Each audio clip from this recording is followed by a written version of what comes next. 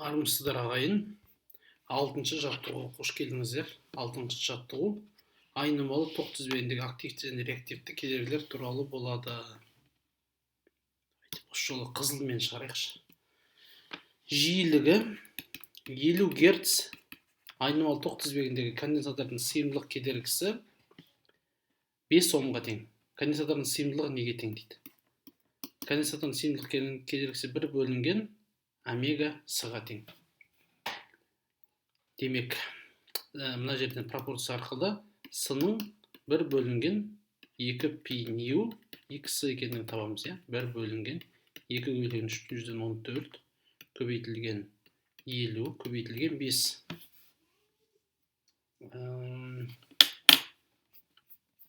Калькуляторымызды алайық. 1 бөлінген 6,28 бөлінген ана жерде 250. Сонда 0,0000636, яғни 6,4 10-ның минус 4 дәрежесі фарад болады. Сыйымдылығы 40 микрофарад, конденсатор айнымалы тоқ тізбегіндегі кедергісі 8 омға тең. Тоқтың жиілігі және периодын табыңыз дейді.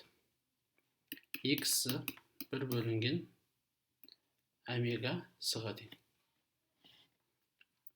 Омега 2 пи ньюға тең. Омеганы былай қарай жібереміз. 1 бөлінген 40 микро деген 10-ның минус 6 дәрежесі 8 болады. Сонда нью бізде 10-ның 6 дәрежесі бөлінген 320 и 6,28 миллион 320-ға бөлеміз, оны тағы 6,28-ге бөлеміз. Жауап 497,6 болады екен. Период 1 бөлінген жиілікке тең.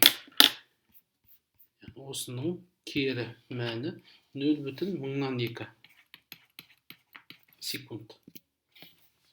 Жиілігі 50 Гц. Айнымалы тоқ тізбегінің бөлігіне әрқайсысының сыйымдылығы С2 конденсатор тізбектес жалғанған. С. Осы бөлігінің сыйымдылық кедергісін есептеңіз дейді. Екеуі тізбектес жалғанса, жалпы сыйымдылық неге тең болады? Бұлай мынандай формуламен табылады, С' С бөлінген 2 болады. Яғни 0,05 көбейтілген 10-ның минус 6 дәрежесі фарад. Так, демек, X 1 бөлінген омега 2 пи нью с штрих. Сонда 1 бөлінген 6,28 50 және де 0,05 көбейтілген 10-ның минус 6 үстіге 10-ның 6 дәрежесі жазсақ болады. Сонда 1 миллион бөлінген 50-ден 0,05 көбейтсек 25 болады, оны бөлеміз 6,28-ге. 6369, яғни шамамен 6,4 кило ом болады. Әрқайсының сыйымдылығы 2 микрофарад, 2 конденсатор өзара параллель жалғанған және жиілігі 50 Гц айнымалы тоқ тізбегінде жалғанған. Осы бөлігінде сыйымдылық кедергісін табыңыз. Параллель жалғанса, екеуі қосылады, 2 болады, яғни 4 микрофарадқа тең болады. Демек, сыйымдылық кедергі 1 бөлінген 2 пи нью с. Давайте сразу есептей берейік. Бүкіл есептері бір текті есеп болып кетті. 6,28 бөлінген 50 Гц бөлінген 4 көбейтілген миллион 796 ом болады. Конденсатор жалғанған айнымалы тоқтың тізбек бөлігінде тоқ күші мынандай заңмен өзгереді. Конденсаторға керегінің максималды мәні 60 вольт болса, сыйымдылық неге тең?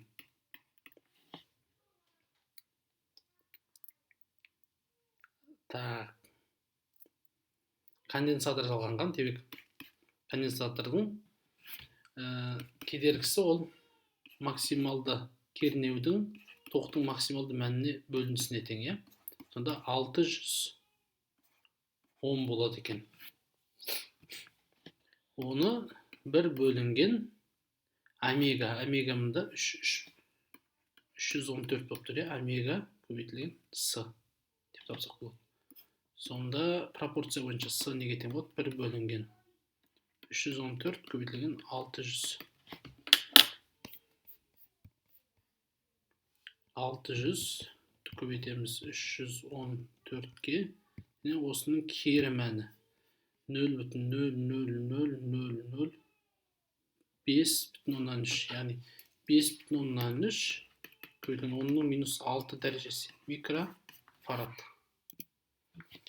Айнымалы тоқтың жиілігі 1000 Гц болса, индуктивтілік 5 Генри болса, индуктивтіліктің кедергісін табамыз. Индуктивтіліктің кедергісінің формуласы омега L-ға тең. Яғни 2π нью L. Яғни 2 көбейтілген 3,14 көбейтілген 1000 5-ке көбейтеміз. Сонда бұл 31,4 килоом болады. Индуктивтілігі 2 Генри, катушканың индуктивті кедергісі 628 Ом болса, тоқтың жиілігі мен периоды неге тең? XL, ол 2π нью L-ға тең, иә? 628 тең болады. 2 көбейтілген 3,14 нью көбейтеміз 2-ке. Қысқарады. Мұнда 100-102-ке бөлсек 50 Герц, период 1 бөлінген 50, ол 0,2 секунд болады. Катушканың ұштарындағы айнымалы кернеудің амплитудасы 157 вольт. Ток күшінің амплитудасы 5 ампер. Активтік кедергісі, яғни R 0-ге тең. Сонда реактивті кедергісі білеміз. Сонда индуктивтілікті таба аламыз, индуктивтілік неге тең дейді. Реактивті кедергісі ол UM бөлінген IM-ге тең. 157 бөлінген 5 тең болады. 2π көбейтілген 50 көбейтеміз L-ға. L неге тең? 50, 100, 500, 157 бөлінген 500. Мұнда 3,14 бар.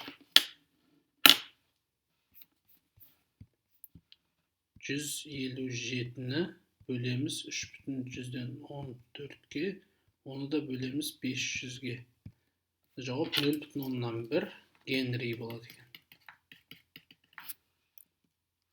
Катушканың жиілігі 50 Гц болса, тоқ тізбегіне қосқан кезде тоқ күші 2 амперге тең.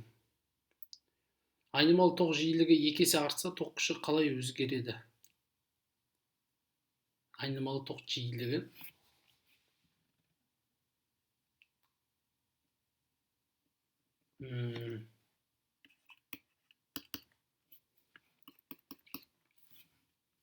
тоқ күшін көбейтеміз.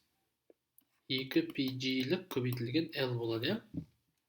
Егер біз тура осындай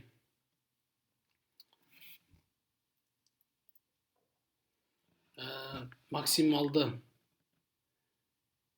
кернеу осылай қалатын болса, тоқ күші A2 болады. 2π көбейтілген жиілік 2 есе артады, бірақ индуктивтілік соғалып қалады. Сонда қарап отырсаңыздар, мына жерде 2π L қысқарады. A2 неге тең? A1 бөлінген 2, яғни 1 амперге тең болады. Сонымен сабағымыз бітті. Сау болыңыздар.